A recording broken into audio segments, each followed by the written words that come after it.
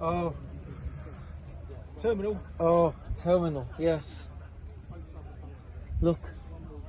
But he did change the distributor cap and the rotor arm, and it's made it 100 times better at the moment, so it's going well. Okay. So yeah. Okay. Generally, ignition isn't an issue on these. It's all about the vacuum with the K. I've got a couple of other phone numbers to try, but Jetronic.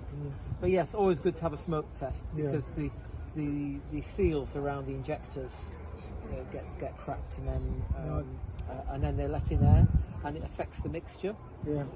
So the misfire is when you're putting your foot down. It's not. No, it's not even sort. Not even a misfire. You know, if you're flooded, you've got an older car that's flooding. Yes.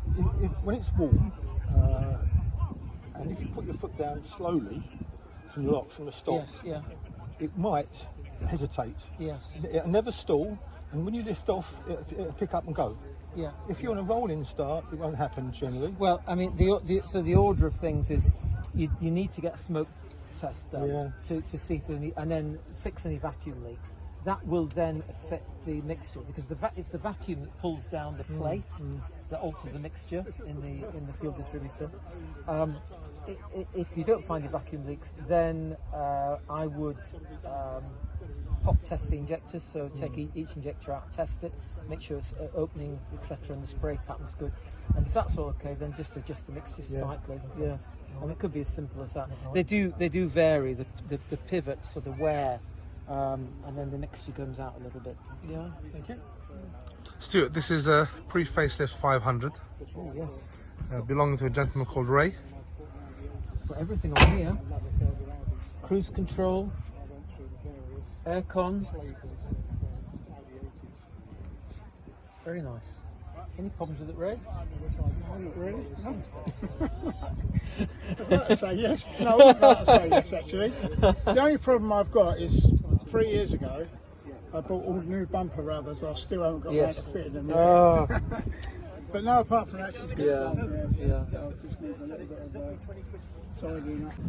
Is headlamp wipers, electronics, and the windscreen wipers, they don't work.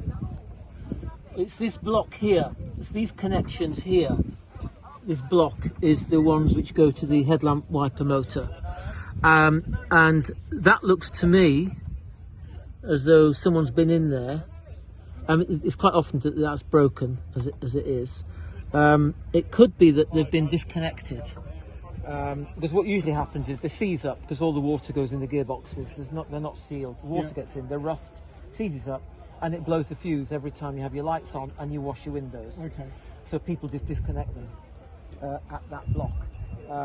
But you'll say if you put direct power to it, it works. Yeah, so all of the worm joints have been Yes. replaced. So we've managed to find someone on Okay. eBay somewhere out in Norwich that had some new ones. There is a relay that when you operate the washers, it's just like a normal wiper. You need to give a pulse of power until the switch, and it's like self-parks. Yeah. And the switch also has a contact in it for the washers. Right. So when the wipers are in a certain position, then the washers come on themselves, the headlamp washers. So they don't squirt all the time. They only squirt when it's at a particular point on their travel. But that's an aside. So they're not working. So I would just go straight here and turn the headlights on, turn the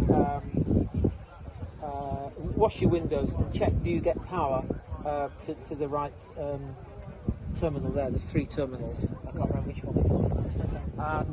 And then go back from there. So there is a relay involved.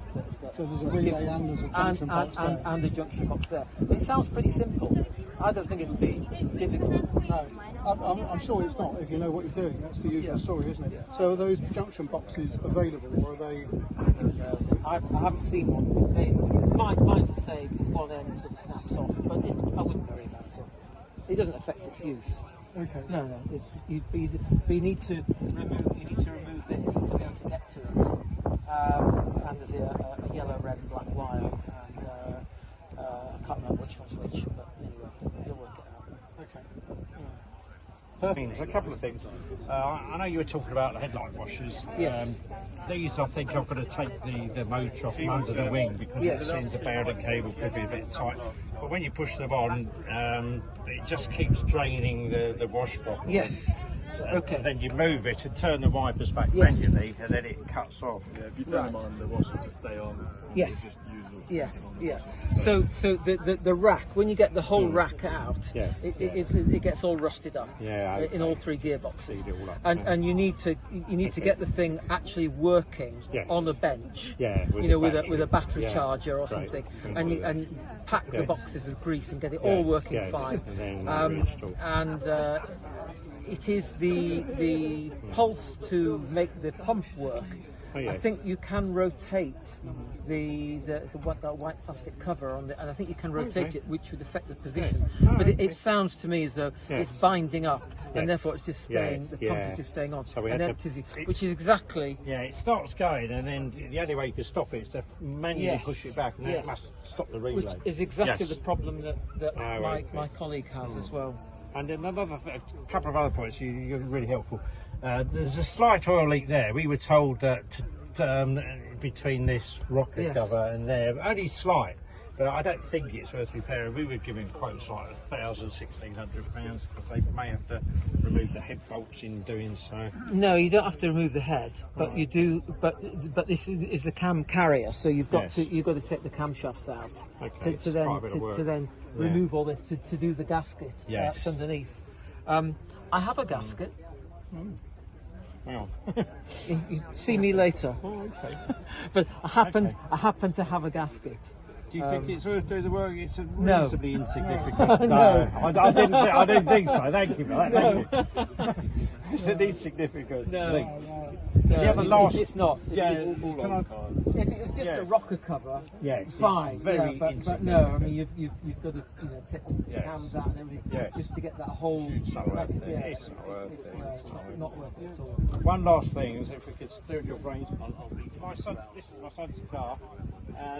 Basically there's a little economy meter. Yes. I've got to take the steering wheel off and take the binnacle out because a couple of the bolts are gone, which I've got, and that little centre, the bezel needs to just glue back. Yeah. But the economy meter isn't working at all. I just wondered if you knew there's a simple fix or it's a vacuum line off. Don't know. It's this grey one here. Okay. Oh, okay, so great. You just need to trace that back. Yes. That all looks good there. I suspect that it's off behind the, but it's just a straightforward. Yes. Oh, okay. It can snap, but it's that grey one there. So it all looks good there. Fantastic. So I suspect it's just behind. Yeah. Great. Okay. Ask the question. So the central locking isn't working from the doors, but it works from the boot. Yep. Neither door does anything. Key just turns in the door. Right, but when you lock it from the boot, all the doors unlock and unlock and unlock, and the fuel filler cap. Yes. Okay. So it's a facelift, so it's electric trigger, and the pump in the boot has two plugs. One is the power, earth and neutral, earth and live, and then there is a round plug with three connectors, and it has a flat on it, so it only goes in one way. But actually, you can take it out and put it in, and just rotate it 120 degrees, and put it back in again. Okay. And if you then find, now one door locks, but the boot doesn't lock anymore, then you can see that it's you're basically rotating which of the three signals from the boot or the door. Which one isn't working. It could be that both door switches are faulty, and you'll see, because if you rotate it and then it still doesn't work, then you know that it's actually the door switches that's faulty. But it's not a huge job. So there's you've got to take the door card off. Yeah, we can do that. £11. Yeah. Actually, I've got it set in the garage. think it really finishes it off nicely. So that, I presume Yeah, you can lift it here. out. Yeah. Take your jack out first. Yeah.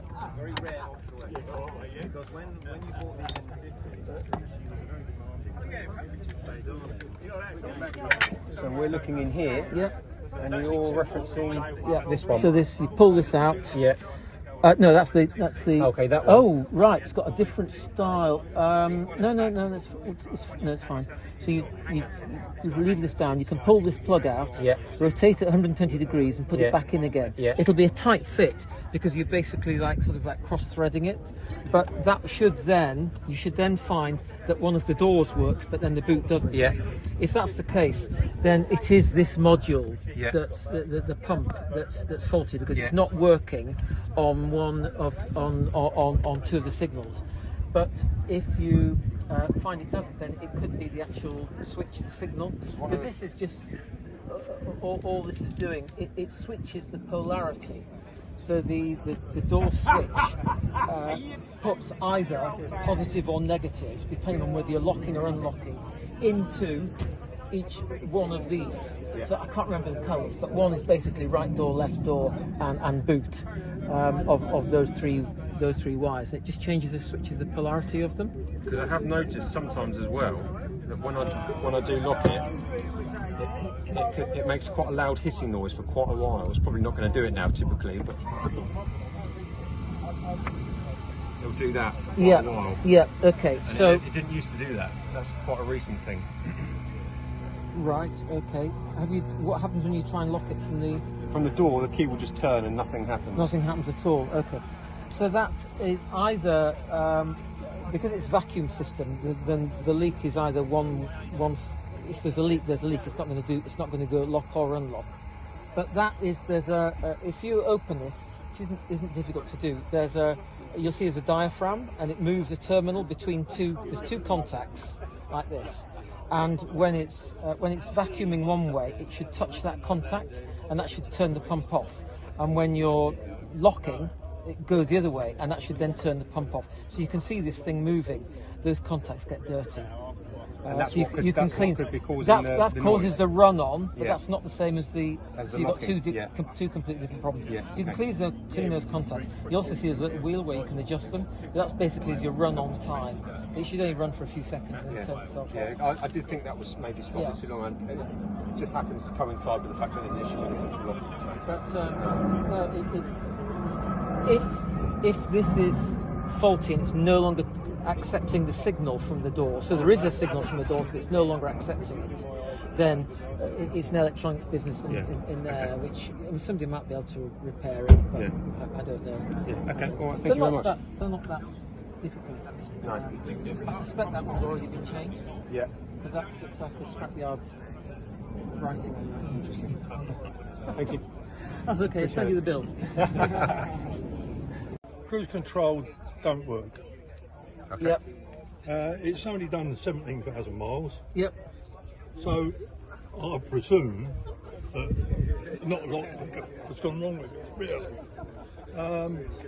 Now, where does it get its signal from? Does it get its signal from the tacho, or does it get its signal from the gearbox? Being in mind, I'm a retired mechanic. It will be the I've got a little bit of knowledge. What year is it? 81. Okay, right. So be out under it's the got dash. an electronic speedo, and there is a connection on the back of the speedo, which from a Hall effect sensor. So that goes to the cruise ECU. 99 times out of 100, it is the ECU. The capacitors dry out, and they need to be replaced. Yeah, I don't really want to get under the because I don't use it. Yeah, just take it out and send it to somebody, and they'll replace the capacitors. There's 6 capacitors on yours. So if I was doing a bit of diagnosis then, and It's done. I had it jacked up securely, safely, health and safety. You don't need jack to it take it again. out. It's above your brake pedal. No, listen to All what right. I'm asking you. Could I put a voltmeter on the gearbox output No, and check the voltage? no, I couldn't. no. It's It'll be the it's a ECU. signal, not a voltage or anything. It's a signal. It will be the ECU. You need to take it out. You've got to turn yourself upside down. Yeah. Under the remove the under drivers under dash panel. Yeah. You're going to turn yourself upside down. Do I have to take the dash out? No, just the bottom. No, just the panel underneath. And it very awkwardly is bolted to the brake lever, to the brake pedal bracket. Right. If you are, what you can also do is, if you can really get in position, you can uncrimp the edges of the box. You can just slide the printed circuit board out and put a different one in. But that is what the problem is. Can you tell by looking at it whether the diodes are burnt? The capacitors, capacitors. It's the capacitors. They cost about 3p each. Yeah. Just replace them all, and that's the problem. That's it. Is it a simple soldering job, or if you can solder on an old style PCB, there's about 3 different values of capacitor. right? But they're only pence, and yeah, you can change them. How can I tell without making sure that it is that, without actually taking it off and repairing it? I don't want to be taking it off, repairing it if it ain't that. It is that. It will be. It Right. is that. Right. Okay. Guarantee you. Right. Okay. What is there a main fuse No. for it? No. There's no fuse. No. So it's just powered up from normal ignition list. Yeah? Yes. Yeah. Yeah.